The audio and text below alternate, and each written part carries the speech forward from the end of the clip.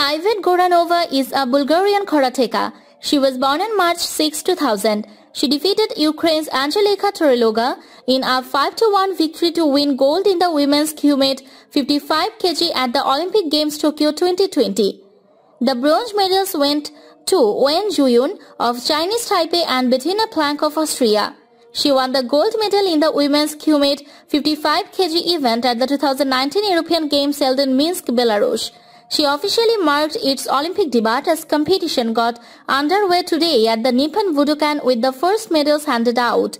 Goranova, the gold medal, the first women's Kumite gold on offer at Tokyo 2020. She won the first Olympic gold for Bulgaria since Beijing 2008 when Bulgarian rower Rumena Nekova triumphed with the gold.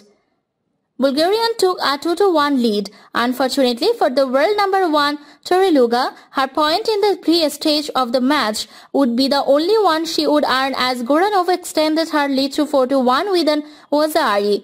Goranova won all 5 matches in the Nippon Budokan Arena and will remain in history as the winner of the first Olympic karate gold medal in Kumite competition.